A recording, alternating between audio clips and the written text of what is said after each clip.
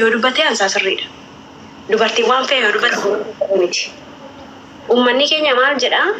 Anumti dubartummaa makootiin yoo gadi ba'e haasawuun kun fakkeenyaaf Finfinnee fa'aa kana keessarraan kan hafe baadiyyaa magaalaa xixiqqoo baay'ee dhiibbaan dubartiirraan ga'a. Ijoo isheen gadi baatee miidiyaa irratti haasofteef bar wanti isheen haasoftu kun dhugaadha bar. Soba koof keessaa qabaachuu danda'a parsantii muraasa gaariin baay'inni isaa garuu fudhatama immoo hin qabdu dubartiin bakka. Atumti miidiyaa irratti ba'u jecha dubbachuu miti miidiyaa irratti baatee iyyuu of agarsiisuudhaan iyyuu dhiibbaa baay'ee dubartii irratti ga'a. Si wallaallee siin jedhan. Kaleessa akkasiin turreeti siin jedhan. Kaleessa ciccittuun turre, kaleessa kadhattuun turre, kaleessa maaliin turre, abbaan kee adii kee akkasiin turre siin jedhu. Dubartii mataa ta'e iyyuu. Ani immoo kun akka inni daangessuun barbaadu. Si gara waan inni jedhutti ofan eegaa. Gindammoo kan eegus rabbuma anis ofan eegaa. Waan ani immoo wanta keessa koo jiru baay'eetu jira waan dubbadhee hojjechuu barbaadu bakka kennaa koodha kun si galee odeessuu dubbachuu garuu immoo waan gadheerraa ofan eegamman danda'etti. Yaa inshallah rabbi si haa eegwatti of eeggannoo godhi si galee namoonni keenya ilaalchisaan si qaban ilaalcha gadaantummaa dhiiroo baay'ee dhugaan baay'een fudhatamu ati dhiirota irratti hin xiyyeeffatin amma dhiironni Dubaayii akkana dhiironni Saawudii akkana hunda miti bar hawwiiti yaa nama wanta sirreeffatuu qabdula walitti qabdeen jedhe fakkeenya namni tokko gadii godhame waan nama sanii qofarraa dubbadhu. Wantu media kanarra wal qabatu amma dhiira Dubaayii akkana dhiyoo kana nama viidiyoo hojjetterra Saudiin akkana yoo jettu hunda miti bar nama Saudi keessan jira alhamdulillah bultiin qaba jireenyaan qaba amma dubartii amma margi media irratti dhufe illee dubartii meeqa media qullaashee kan gadhiisan ijoolleen Suudii dhiirri Suudii keessa gaariin hin jiru jira garuu parsantii muraasa ta'e malee parsantii xinnoodha kan shaffanu sakamidha sagadheetu shaffan. Kegala wal jaalanne dhumaan kan dubartiin miidhamtu irra caala. Kanan miidiyaa kana jammaas immoo jaa dubartiin miidhamte irraa jatti qullaan ishee gadhiifame kanaan dura yoo dhageessite bara 2023 natti fakkaata. Ishee irrattidha kanan fammase innookatiin sodaatiin jedheen itti meen uummanni irraa sirbe achumaan dhiira irraa sirbe adeessitti darbe karaa isheen beekame akka isheen baddeen beekum jettiin sun zamana kana kan na aarsu bakka dubartii ma yoo qaamni ishee qullaan gadi bobaa'ee na aarsanaan. Maaliif kan jedhutu innarraa dubbadhu garuu asitti hawwiiti yamee dogoggora kan qabu dhiiramoo dubartiidhamoo walqixumatti dogoggoran jettee yaadda fakkeenya dubartiin takka samaanaa malee nikaa malee dhiira tokko bira sagaagaluu dadhee wanni kun gaafa muudatee wanti kun gadhiifame dubartii san saaffalchistee manatti ol deebisuudhamoo aamlee taatee jajjabeessitee kan biraa dhaloonni akka dhufu gootameeti. Alaan dubartii ta'e yeroo caalaa dubartiidhaaf yaada laadhaan dubartiin balleessitee balleessitee hin jedhu garuu karaa keessaa raqeettiin burkusisheetti muun hin danda'a. Bakkee keessatti garuu ishee harka laadhuu fi itti laadhuu matatti laadhu ishee. Inaaruu jechuu kooti miti akka dubartii tokkotti waan isheen goote sirrii miti. Gindammoo haamilni ishee baay'eedhaan cabaa. Kan immoo kan ta'e maaliin jaalalaanidha. Amma sin jaaladha walitti dhufan malee lafaa kaatee dubartiin mana namaan nattu. Kanaafiyyuu immoo dubartiin oduudhaan immoo amti beektaa? Dhiira koo malkiidhaan mo'amu dubartiin immoo oduudhaan mo'amti. Ani immoo yeroo adda babaa'initti yaa'ee arrabsu ani immoo ishee arrabsuun barbaadu ani miidiyaatti ba'ee isheen arrabsu. Yoon arrabse keessaan annaqee arrabsaan malee. Kanaaf dubartiin akka isaan harkatti wal hin laanne badii mayyootu arganii dubartii harka akka miidiyaatti laanneen barbaada akka kooti gaarii goote jechuu kooti miti badii goote itti waan baay'ee balleessiti gin arrabsamuun qabdu miidiyaa irrattis baate ituma balleessite iyyuu jaalalaan mo'amtee irratti waan ta'eef. Okay, once na tama affaire. Malta fete chaaleo. Hawi hojii walla lazim. Dhagee hawwiitiya. Dubbiin keessirriidha la. Amlee dubartii eeguun okay. Nin fudhadha. Nuti dubartii kana rasuulli keenya alayhi salaatu wassalaam jedha si galee dubartii waa xiqqootu ishii gammachiisa waa xiqqoo immoo ishii gaddisiisa jedhan. Dhugaadha kun. Waa xiqqoon nu gammachiisa waa xiqqoon nu gaddisiisa. Garuu dubartiin takka gaafa dhiira bira baalagummaadhaa dhattu. Maal jaalala minaamini dhiisa beekti jaalalli maali yoo inni halaala si godhatee seera sin fuune maal godha jala kaattime. Maal godha jala kaatte hawwime. Sammuu ishee maaf hin bantu. Yeroo tokko yeroo jaallatu wanta kanarratti hawwi ani yeroo baay'ee siin faalladha la kanaan siin faalladhaan ani dubartiitti murteessa maal godha bira dhatte.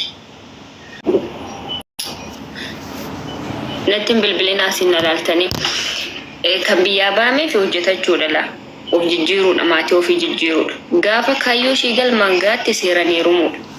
isaan alatti dubartii deemtee baala gattee dhiirmoo qamarraa waraabu awwaarradani baga awwaarradamte habeetti jajjabaadhu abshirii ableesin cabiyyoo jetteen bar ol jajjabeeffame kan biraas borumoo bakka deemtee akkana gooti yoo dhufe moon jajjabeeffame dhaloonni akkanumaan badaa deema siigalee wanta kana jajjabeeffamuun qabu haqiiqatan akka kootitti dubartoota asirratti waan baalagee dubbata waan baalagee godhanii abshir jedhanuun yaani fudhadhawwiti.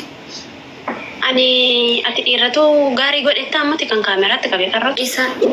Isaan lamaanuu gaariin gooneem. Dhiira kan akka labarraa kudhan beektuuti. Seerri Saawudii kun yeroo tokko natti tola bar hojiin isaanii hattuurraa harka kutanii ajjeesaarraa mormarraa kutan amma inni kun ariifiidha. Seerri Saawudii natti tola biyya keenya dhufe. Hojii sibicheetti gala.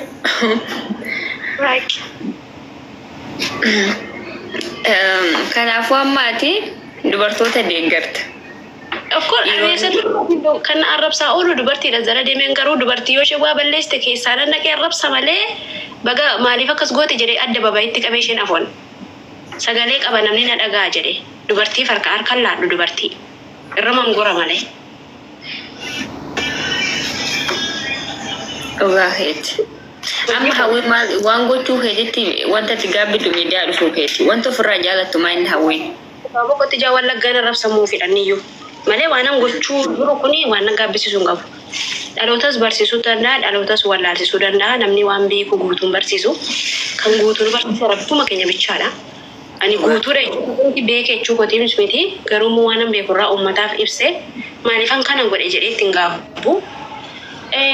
Yoon balleessis immoo dhiifama nan gaafadha bara uummataa gadi miti uummanni Oromoo baay'eedha miidiyaa kanarraa musliima kiristaana uffataa pheenxee maal baay'eedha. Ani waan nan ba'ee sagaleen koo uummata biratti dhaga'amuuf ani isaanii olidha jechuu kooti miti ani uummataati gadidha qixxee manamaati badii kottis dhiifama nan gaafadha. Amman dandeenye immoo rabbiin naan eegu badiin hojjedhodhe yaada. Maal ofirraa jaalatta hawwiyati? Isin odeessu nagarrama yeroo baay'ee taa'ee fana itti kolfa viidiyoo kolaale. Viidiyoo makeetti moo? Foonaa dhokora deebi'ee laala viidiyoo kun. Kitte dheeraa itti kana faana odeessee dheeraa itti kolfa deemse. Kun odeessee yuun beekon. Okay, sagaluma kee jaalatta jechuudha toof jaalatta. Irra caalaa rifeensa kun nan jaalladha garuu rifeensa koo baay'een kunuunsa gizeessu nan laadhaa fi nan jaalladha. Nama ajii waliin lolan maaliif rifeensa kun irratti qabatu dhufanii? Nama ajii naqee waliin lolan. Kanaafuu rifeensa keechan kunuunsatu isa jaalladha jettaa? Gatii sittan kaffala yeroo baay'ee gatii itti baasa zayitii namni ta'aa fi abarmaadaa ta'aa fi. Amma hawwiin kana sirreessuun qabaa waa tokko amala koo keessaa waa tokko na dhiba kana sirreessa kan jettu uummatatti mihaaya. Kana sirreessuu qabu. Asirraggatoo dhiisuu qannasuun kun nufu dhiisuu illee sun taane warra dhiira natti aartaniirtu waan ta'eef nan qannasaa yoo sirre yoon illee dhiisuu baadhe jechuudha raggata warra dhiira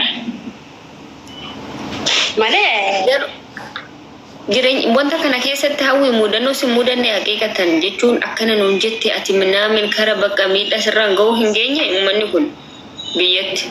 Maaliif akkasitti baatee immoo? Ijoollee safarri keenya natti kaanii turan iddoon dhaladheetti wallaggaa osoo hin taane kan caafiirra jiru tokko jira. Natti duulan. Haadhi koo maammasaa qabattee hidhatteetti. Si rukutaniire?